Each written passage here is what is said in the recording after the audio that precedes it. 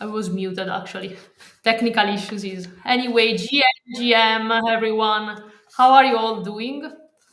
Probably you didn't expect to see my face today, but I'm the host for today. But I have some very, very good news to give you. This will be a very special episode of Alice and Chill. It will be an episode to celebrate what we will soon release in Alice. Actually, what we will be releasing in a couple of hours. And we will drop very soon some very special content inside the game. We will drop some special items, and in my opinion, these items are some of the most beautiful items that our art team ever created. Probably this is personal taste, but I'm quite sure that most of you will agree with that.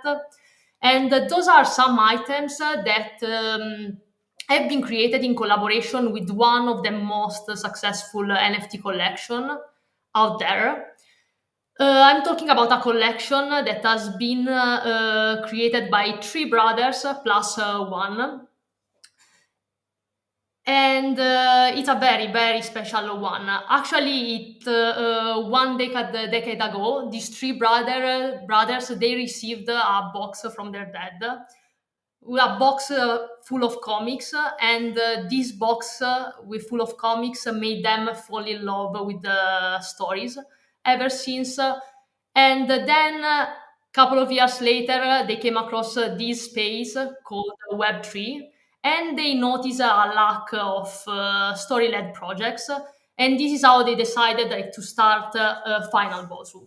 Indeed, the items that we will drop today are Final Bosu items, and that's why today I actually want to uncover some stories behind the project. And on the occasion, I invited someone that is very special, Kevin, one of the brother and one of the founders of the project. So it's against all odds that I want to welcome on stage Kevin. Here we are. Hello, Kevin. Thank you for coming. GM, How are you? GM. Yeah, I'm doing great. Thanks for the nice intro. So, Kevin, I briefly touched on your on the stories. So, how you got passionate about stories, and like I made my research. I've been taking inspo from some tweets here and there. But I would like to ask you. First of all, if that one is the real story, and actually, I would like to hear from you, and I would like you to spend maybe like a couple of words on first of all what Final Bosu is, how did it start, and also what is like the long-term vision behind Final Bosu? Because I know that in the last couple of months, all the team has been fully locked down to work on the long-term strategies. So, yeah, I will pass it over to you. Yeah, thanks. Let me know if I'm lagging, by the way, or it's okay. No, no, Is I it can working hear well? you Okay, super well, actually. perfect. Well, yeah, thanks. Excited to be here. We met in France, well, a couple times now in NFT Paris as well, and I always loved how you guys are crushing it and are so organized as a team. So I really appreciate that. Yeah, Final Basu. I've always told the story that it really started when we were young, right? Like you said about the comics. Like my brothers were always drawing and creating, really since we were little. And then when we grew up, that passion never left us. And a couple of years ago, we actually got an assignment for doing some work for an NBA player, Damian Lillard. And yeah, we had to choose if we wanted to do client work that we've done in our previous business or we create our own universe. And I was actually this morning watching some videos back of footage that we were recording. And the biggest reflection that I had was that when you start a business, often it's kind of scary to dream big, right? Because who wakes up and thinks I'm going to create an anime, right? Like it's much easier to say I wake up and I go get a job at the supermarket, right? To just do my work and go home and just, have a relaxed life. And yeah, it was kind of funny watching those footage back because it made me realize how far we come till today. Well, all our lives we've been super passionate about storytelling, script writing, creating characters, creating our own universe, and now we're really doing it. And yeah, it's been It makes me laugh because what you're already telling me is that it's super stressful to be a founder. well, it's definitely a big part of it, right? But I think that this journey is actually about discovering yourself. And the funny part is that our brand is called Final Bosu because it's ultimately about overcoming challenges and beating your own final boss. And I think everybody has their own final boss to defeat in life. But it's scary to face it. And this whole brand, this whole building of the anime franchise is actually our final boss to overcome, right? Like, there's business is just simply not easy, but it's very inspiring. And so, yeah, it's been a fun journey so far, putting this all together. We have a long way to go, that's for sure. But yeah, as excited as ever to keep pushing and to build this brand out. This is actually very interesting, and also I really, really love founders-led project because I think that this gives really like a soul to the project, and I think that this is something that we are a little bit lacking in My Neighbor Alice because My Neighbor Alice is not a founders-led project. Actually, it started like in a completely different way because we are a blockchain company actually, so we have a blockchain soul. We are building our layer one, and that is called Chromia. Indeed, My Neighbor Ali is a fully on-chain game, and we are on Chromia. And a bunch of years ago, they decided, while diversifying their investments, to invest in a gaming studio. And then at some point, they were like, since there were like all those Web3 games going out at that time, because it was back in 2020, 2021, they decided, what if we build some games to become the flagship products of our tech? Because like in the end, if you can build like a game on chain, especially a game like Alice that is a 3D massive multiplayer online game, then you can build everything. So you can Nice. literally put everything like on chain. And then at that point, they put together some tech people and some creative people from the gaming studio. And this is how like my neighbor Alice got started. And what they decided then was that they took a look at the competitive landscape, and they saw that most of the games back then, it was the period like of Axie Infinity, when Axie Infinity first came out. Most of these games were competitive games, and they were like, okay, let's go in the opposite direction. Let's create a collaborative game. And this is how Alice was started. But the problem is that it's not the problem, is that still there is like a business reason behind it. Mm, It's not founder led, and I think that this deprives us a little bit of the beauty of having a founders led project because mm. you have like a soul, a deeper soul. And I kind of envy you like for this. But anyway, like I talking about how this partnership came together between Final Bosu and My Neighbor Alice. I actually want like to open up a little bit with you. I don't know like if I ever shared this with you, but at the beginning I was very reluctant to partner up with Final Bosu. And the reason was that we had a very strict strategy when it came to partnerships, meaning that we wanted to partner up only with the cozy, cute projects, just because like we wanted to set the vibes for our community. We wanted My Neighbor Alice to be a very peaceful space where people they could hang out, share like these loving, caring vibes, and that's why we first partner up with brands like Fugs, like Pudgy Penguins. But then we decided that Final Bosu was the project that we want like to open up to like to other partnerships and to other opportunities. And actually, what convinced us like to partner up with you is the fact that exactly there is like this growth path like behind Bosu, the fact that you overcome like your fears. So the philosophy like behind Bosu. Because what I but like at the beginning like we were a little bit reluctant because like you use very aggressive word like in your narrative. For example, also I remember like during the mint you were saying a word like bloodbath, and also graphically you can literally see it. And this doesn't resonate like that much like with the graphics that we have in Alice. But still, like something that I really enjoy is that this idea of growth paths that then culminates in fighting your final bosses.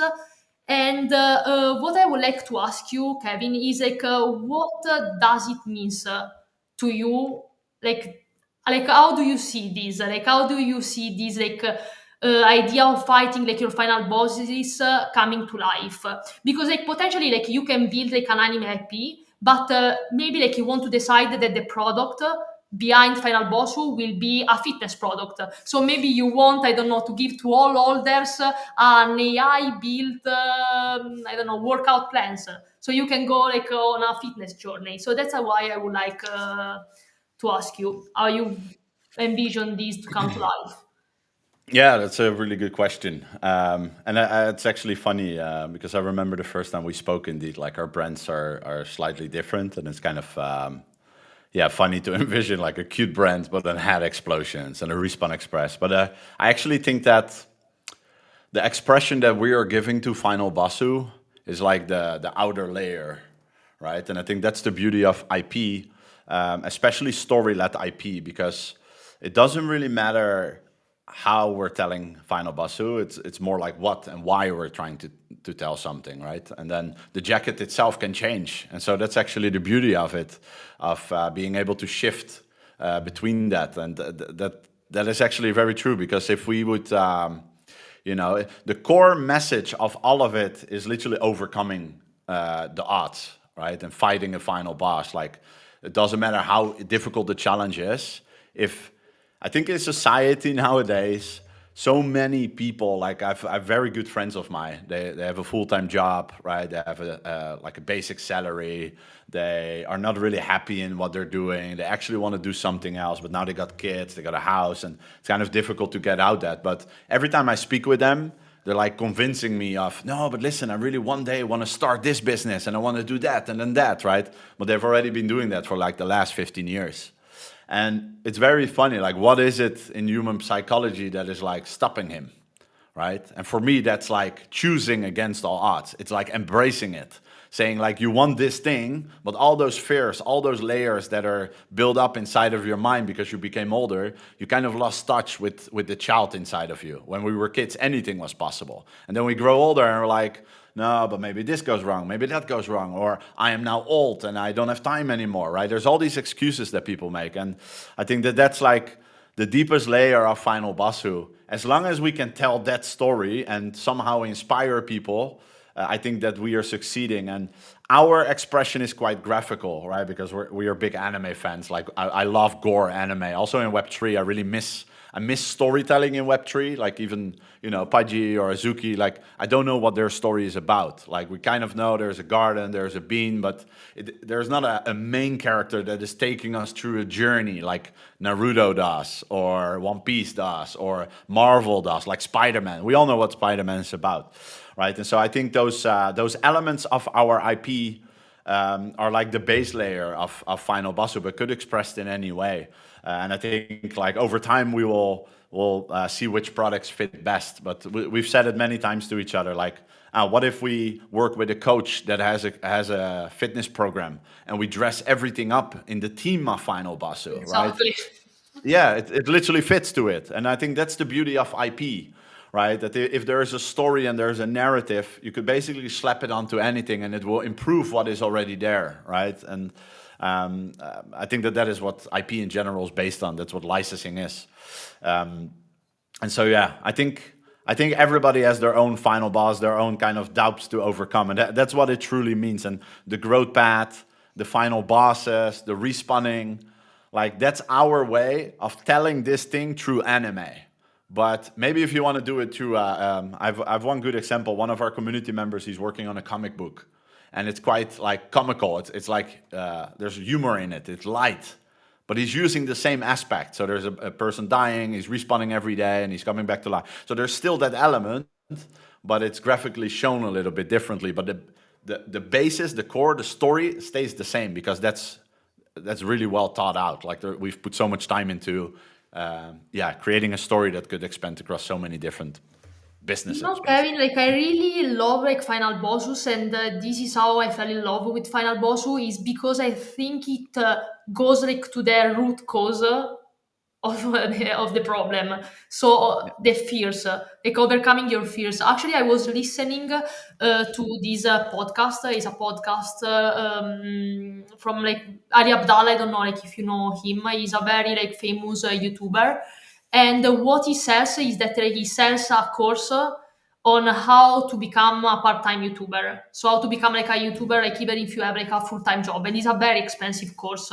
It costs something like 2K, 3K, and he brought like to the podcast some crazy stats, saying that something like 60% of the people buying the program, they don't even open it. They don't even watch like one video, so they don't take action. Yeah. And they were basically like chatting around like, oh, why do people they don't take action? And if you go back like to the root cause, it's because there are like some fears, some like childhood trauma that they are not ready to overcome. And so first like they need like to start like this growth path, and then eventually they can spend like 2K or 3K like buying a super expensive course on how to become a part-time YouTuber. Anyway, this is like very interesting, like what you shared, and this like actually like confirms that like we made like the a good decision like to partner up with you, because I really love the philosophy behind your brand, and also I really think that there is like an invisible thread connecting my Alice and Bosu. Because if you look, I can literally share with you all the pitch decks that we have ever created in Alice. And the first slide that you see is that my neighbor Alice is a fully on-chain game based on self-expression, community, and collaboration. And self-expression is what really like stands out. And what we do, like in Alice, every time that we come out with a new feature, we really want like to give the tools to players to create whatever they want in game, to shape like their own path.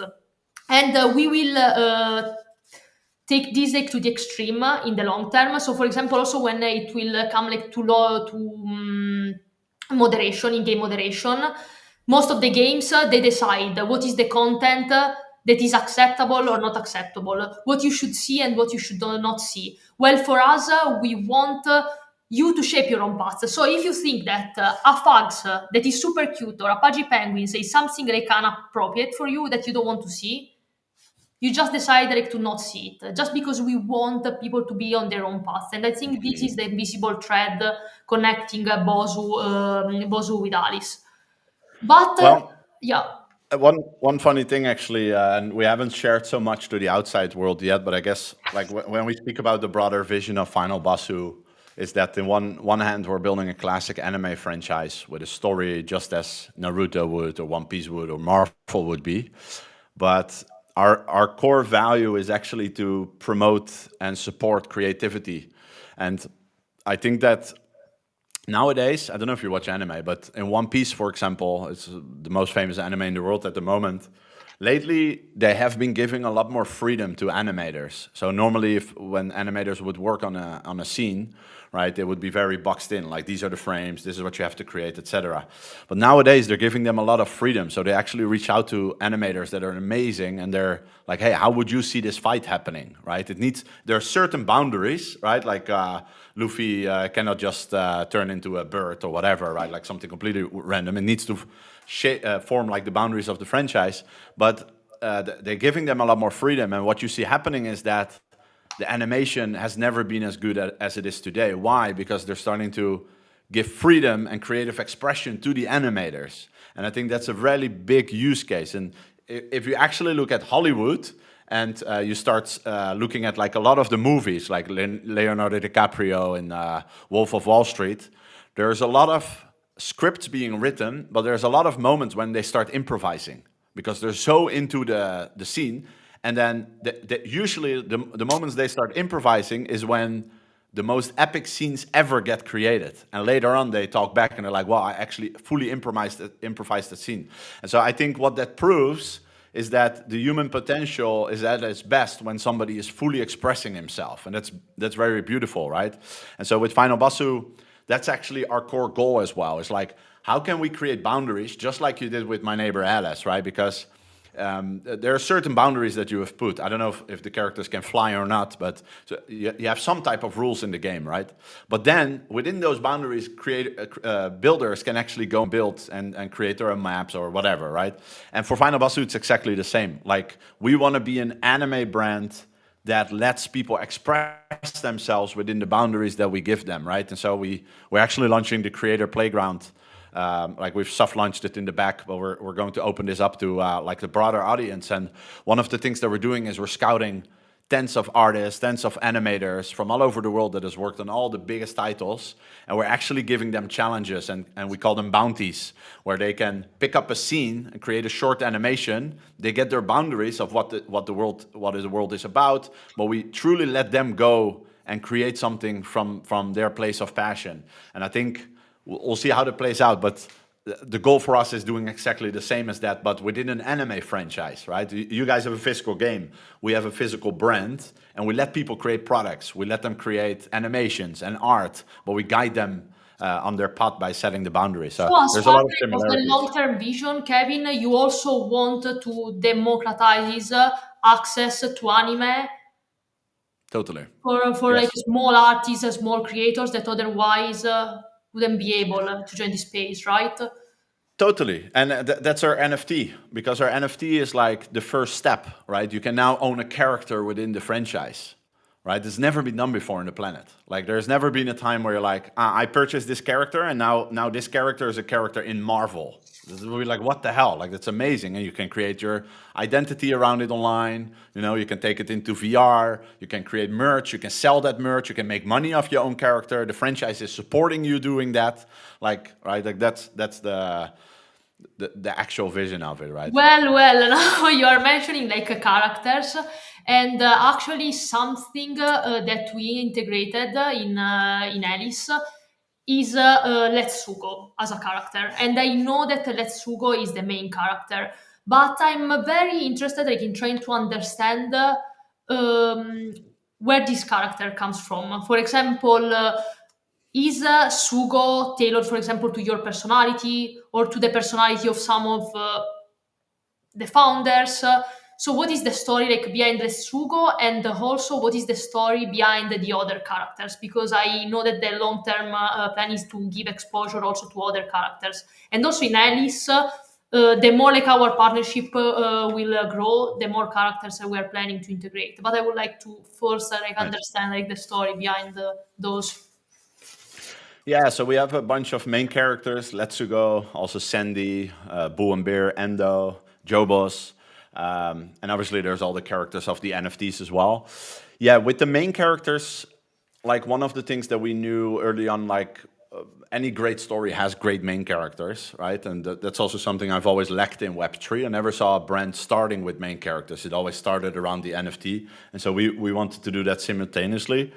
And each of these characters actually have a very big meaning, because whenever we create these characters, everything basically that we do is very much starting from a place of story.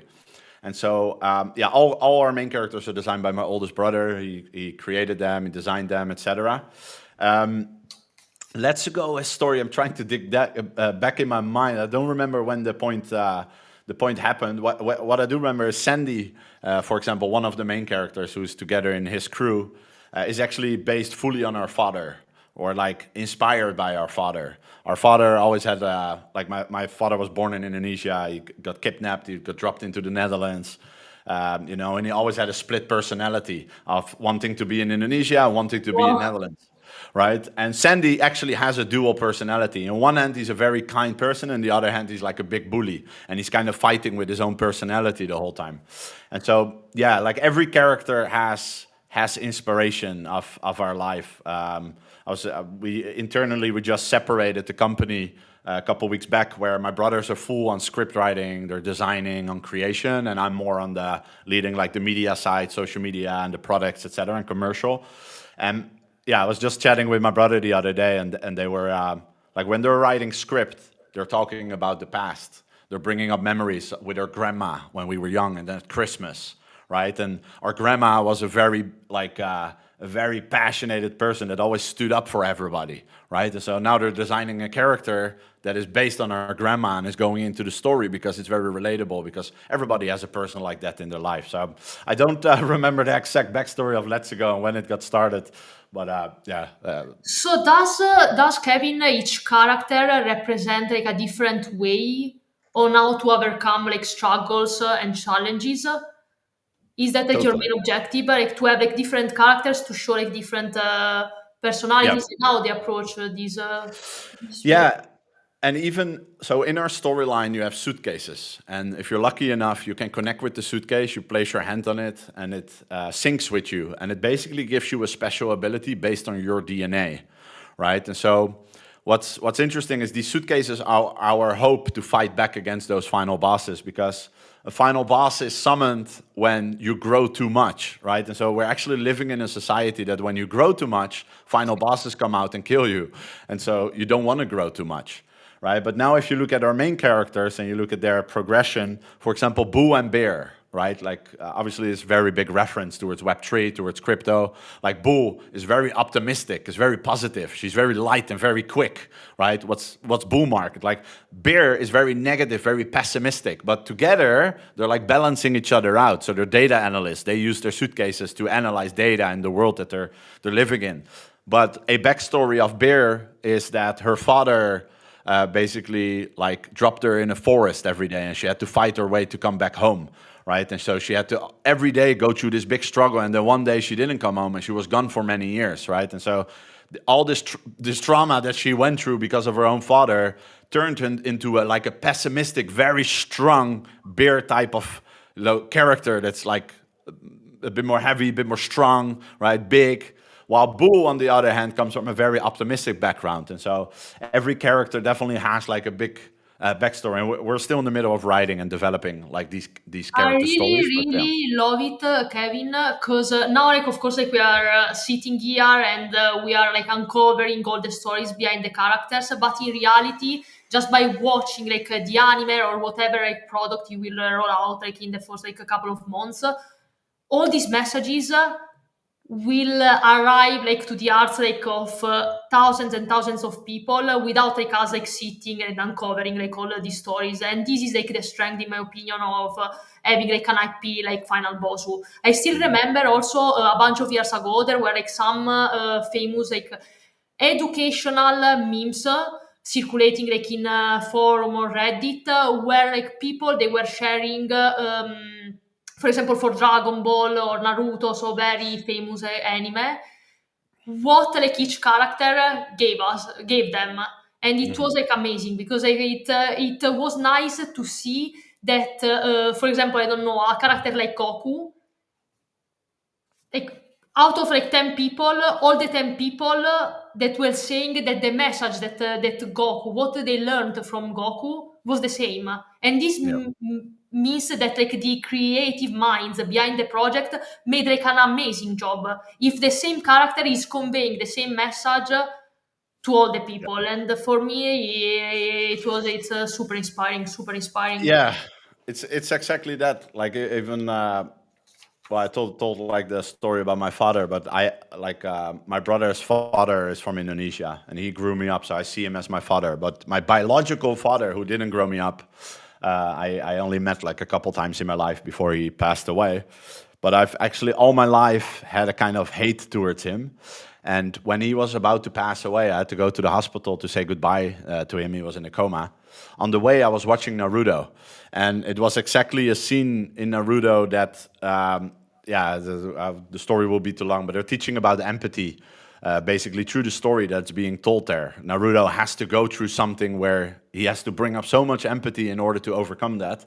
And what was funny is that on the moment I watched it, it actually completely taught me about empathy. And it was for the first time that I walked into the hospital. And before my father passed away, I kind of forgave him for like all the troubles he made in our life. And so I think there's anime in general, because the storytelling is so deep, right? It goes really deep into the backstory of characters, etc. You learn from while you're watching it. And I think that's the beauty of anime of okay, if you want to share a message with the world, in my opinion, there's no better storytelling than in anime, and every anime has its own kind of story. So yeah, I agree. It's yeah, it's Yeah, you amazing. see, I don't want to turn this like into a psychological session, but like now I'm really curious because I really love like when conversation they go like to a personal level, and this is also like again the beauty like of having like a founders led project. But like I wanted to understand where are you in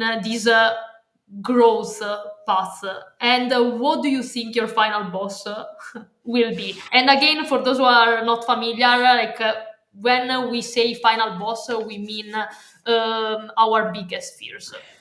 And Mhm. so basically, what I'm asking you is like, what do you struggle with the most?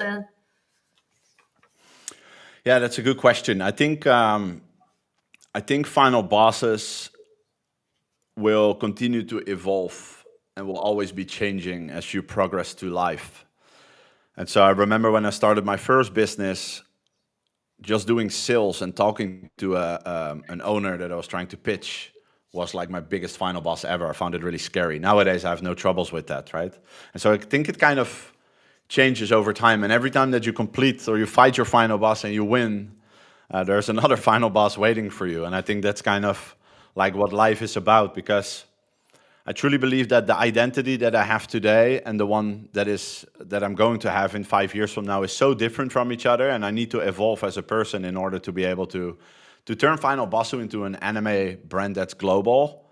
I need to become a completely different person, and it's the same for my brothers. For them to write the story of a lifetime, they need to become completely different people, and so yeah, I think right now for me, there is a final boss of turning Final Basu into something that's starting to be globally recognized and leading this team into a direction that I think is best used over time and making sure that we turn into an actual business that's going to produce revenue consistently, that's growing month over month or year over year, that puts us into a position where this actually has a shot. I think that is my final boss right now to overcome. But I'm sure once I overcome that one, it's probably turning this into $1 billion franchise. Right? So yeah, I think they shift. Well, if you sit and you look at the past, and like what like you achieved like so far with Final Bosu, what are like the key lessons that you learned by building Final Bosu? And also, I have like another question: is there anything that you would do differently if you had to start over again, Bosu? Yeah, it's always hard to go back in time. There's definitely things that I would have done differently, but also I know that I can't go back, and so kind of those lessons were all equally important, right? So, um, I think one of the biggest things, definitely, and that has been a big theme this last month or so, is what's funny is to actually go back to the roots of your own core beliefs that are not clouded by other people. Because I think that I've let myself being influenced by this space for quite a long time. And I'm slowly stepping out of that and really finding our own voice and our own direction. So that I think I need to turn into a leader that leads the community, that leads the brand, that leads it all into a place that I truly think is best. And I think it comes down a lot to focus. Like focusing on one thing and doing that really well, I think is the most underrated mindset frame, especially in Web3. Especially Web3. And I think like Especially. the art of focus is true. It's literally an art. And actually, I'm now curious to know like what is your daily routine. So how you manage like your life as a founder? Because I a bunch of years ago there were like all these videos Mhm. released by these productivity influencers where they were just bombing us with their 2 hour morning routine, journaling, meditating, um, exercising, and like in the end, people. started implementing these crazy routines, but they just realized that these routines were robbing them of their most productive time of the day. That was the morning, the first hours in the morning. And now, actually, the productivity influencer, they changed the narrative completely. And what they say is, hmm, you wake up in the morning, you head to work, and you do the highest priority task first thing in the morning. And actually this is like what is working for me right now, so I think that now they're following like the right narrative. But in general, I would like to know like how you what is your life as a founder, because the problem is that, as you mentioned, it's so easy like to get caught up like in many other tasks. So for example, hopping on calls, hopping on live streams like this one. So I would like to understand like how what is your daily routine, also because you need like to move the needle forward Yeah, also. I think it's definitely shifting a little bit in seasons of what I focus on. But in generally, like if I literally look at my day to day, I usually wake up around 8. I spend about an hour with the kids before they go to school. Then I work till 6 from Monday till Saturday. Saturday, obviously, I don't spend the morning before they go to school, but usually spend an hour or something. Then I usually have dinner and I go back to work till 10, 11. And that's literally it. I do that like 6 days a week. Spend about 2, 3 hours with the kids. And that's literally all I've done for like the last 2, 3 months, I Okay, think. 6 day a week. So you take one day off, right? Yeah, usually Sunday. Sunday, I promise to the family to really lock out and yeah, not work at all. So usually Sunday, I really try to take off. I do feel it's time for a little bit more balance. To because I love surfing. Like I just love to, yeah, to go out for dinner or things like that. And these last couple of months, especially, I just haven't done any of it. Very rarely. But I definitely think it comes in seasons, right? I think when we're in launch periods, like I feel like a period is coming now up where I'm going to be very visible in the space, right? Like I've been very locked in, like leading the team, working on a bunch of different things with the team, turning this into a real operational business, really from the inside, right? Where it's structure, where we hire the right team members, where we document everything. But I feel like now a new season is coming where it's time for me to, yeah, show up on spaces, where go a lot more to the outside and really start marketing the brand.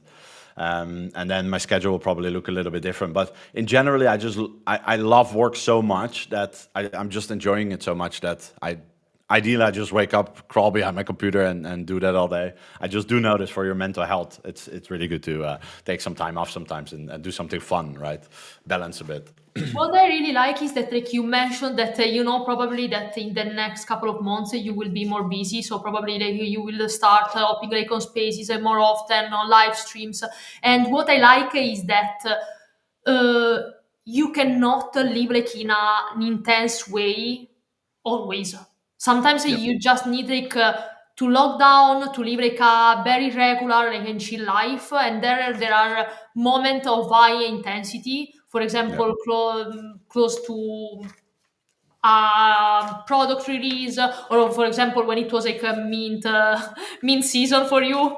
I i can imagine like how busy you were, but you cannot live like that every day. Yep. It's just not sustainable. And also this is something that the audience, like the community, needs to understand, because Mhm. sometimes like you are not like that present, you are not that active, and they think that after the product release you just disappear, but in reality you're just like a human being and you just need to rest.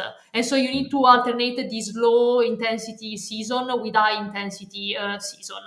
And I think this is the big struggle of having I mean, there are some pros of having like a founder led project, but there are also some cons, and this is definitely one cons, because they think that just because you are a founder you are an alien, right? So you're not human, and you need like, to be present at all time. But this is not just the reality, and I really love that you are sharing like this openly. And at least like you also like set like the right expectations for the community. Also, even if in general like you are quite lucky because like you are four, right, as founders, and so like you can like alternate. But I don't know who is the main phase of the project at the moment, Kevin. Me, definitely. I even like. yeah, internally we made a big shift these last weeks where I protect my brothers a lot, because if you actually even think about like if you actually think about what it takes to produce something, right? And I think a lot of people, especially in Web3, are like keyboard warriors and like they know how it works, but they've never built a business in their life. So you often get comments like on what you should be doing. But I think people generally don't understand what it takes to create something of excellence, right? If you want to write a movie or a book, right? Like book writers or film writers usually lock themselves in, right? And they're like, that's the only thing they do. They're obsessed every single day. They're just writing, they're experiencing life, they're learning from life and just writing, writing, writing, writing. And it's such a big process. So, for example, my brothers are now in that zone, right? Because we want to create something of excellence. Like we don't just want to create another anime and just put it out there and kind of see out. No, this is their life's work. Like this is their book. This is their whole life, right? And so, yeah, we kind of need to separate that from each other. So I'm very happy with it. So they can focus on their thing, and I can focus on my thing of just spreading. I'm just here to spread their work, basically, right? That's my role, like making sure that their work gets seen by the world. So yeah, my face, I'm definitely the front facing And one. I'm so sorry to tell you that then all the burden will be on you. All No this problem. I'll waiting take it. public burden will be on you. Anyway, I would love to talk for hours, but we will need to soon like wrap up the session. So one thing I will try to ask you: are there some hints or some alphas that you can share with us about Bosu? Yeah, I think it comes back into focus. Like the team is just in such a good place right now, and what we're going to create, I think, is just really extraordinary. There's some really fun things in the work. I think we're going to create a lot of attention. I think Q4 will be a good ending for us, but I think 2026 is the year where Final Boss is really going to go global. I think the best alpha is something that will have to prove itself. Like the depth and the amount of time they were spending into story to make this brand like really really cool and yeah, put it in a position where it really feels magical. I think that is the biggest alpha probably. I think where maybe in the short term, I think people underestimate us because we're not focused on creating numbers and proving ourselves to the space, where other brands are doing that a lot, right? They're very screamy, like, yeah, we got so many views, we got so many views. I think the whole Giphy movement is definitely an interesting one to me that I personally don't see any value in. I think it's a big show. But yeah, I think that the alpha is that we're focused on the right things that are truly going to matter for our holders and for the brand, right? Because in the end of the day, if our holders have a first edition digital collectible from our brand, that only is going to mean something when we amass millions and millions and millions of fans of the brand, right? That's the only thing that we can do. And with fans, I mean people that are die-hard fans, like that tattoo Final Boss on their body, that buy the merch, that love the story, right? Like me personally, my whole life changed because of Naruto. In any day of time, I would want to wear the T-shirt of Naruto. I named my son Naruto, right? That's, Like it's my favorite that's anime. fandom. That's what fandom looks like. And as long as we cannot create that as an anime brand, nothing else really matters. And that's the only true way for all the holders to succeed long term as well, right? And so I think that we are so focused on the right thing, even though people don't see that right now. I think that yeah, that will play itself out over time. So yeah, a lot of campaigns are coming. And We're what I talking to a really, lot of really love is that I can really feel from how you're talking that you are walking away from Web3 toxicity. Because sometimes crypto Twitter can get wild. Yep. So what they care more is that they care more about the founder tweeting like GM every day instead of the founder spending time on the actual product. And I think that you are walking away from that. You are walking away from trends, from Giphy, from everything to build like something like super valuable. And this is something that I really, really, really love and I really appreciate. As a final boss, who I mean fun because in the end I'm a fan of the project. And I have like just like one last question, then we can wrap up the session. And this, what is your favorite anime? but at this point, I would guess Naruto. And are you watching anything right now? Yeah, definitely watching Naruto. Probably my favorite. I actually, fun part is that after my father passed away, I actually stopped watching Naruto, and that was at a very specific point. And I just finished Naruto last week for the first time in my life, and so I finally have finished Naruto. For those that have watched, it's about there's a couple thousand episodes. It's quite a lot. Yeah, I'm watching a lot. Demon Slayer, finished Jujutsu Kaisen, Attack on Titan, really good. So I don't have one favorite. I would say they all teach like different things, and I really like that. They all have very different storylines, very different atmospheres, very different way of storytelling. Can you suggest me one? Suggest me one to Have watch. you ever watched anime? Yes, of course. Like what have you watched? I'm watching Arcane right now. Oh, okay, nice. Okay. Anything You else you need watched? for Arcane, you need like to get used to the art style at Yeah, the it's very beginning. I don't fast. know like if you saw Arcane, but once like you get used to it, like I really love it because I really love the relationships between like the two sisters. Also, how they explore one of the main character sexuality and also like all the power dynamics happening in the series, and that's why I really love Arcane. But Nice. I'm still watching the second season, so. Nice. So What is your favorite movie? Like outside of anime?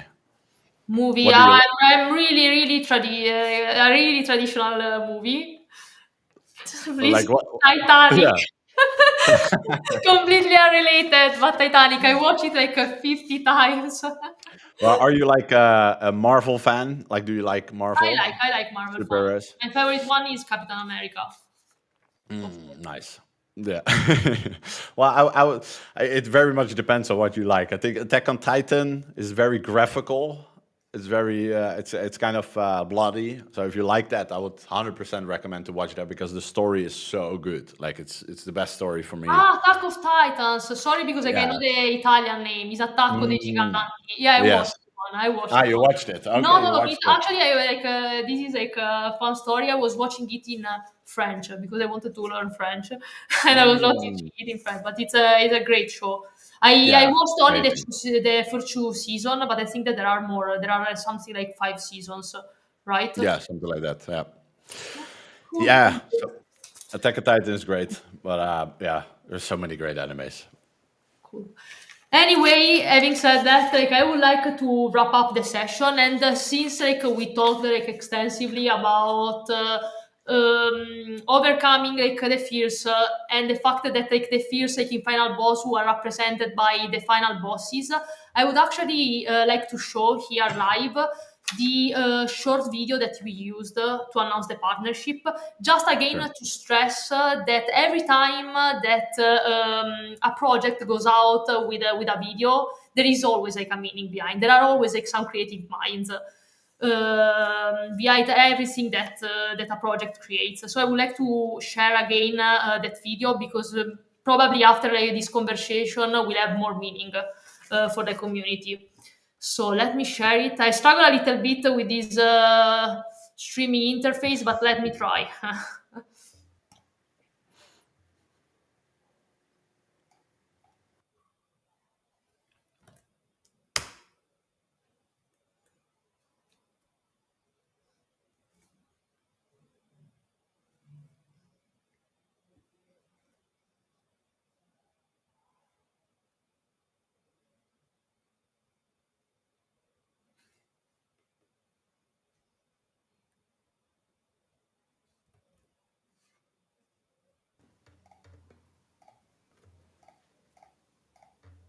Again, a very, very short video, but I think Nice. that now the community can see like, the video with different eyes. Mhm.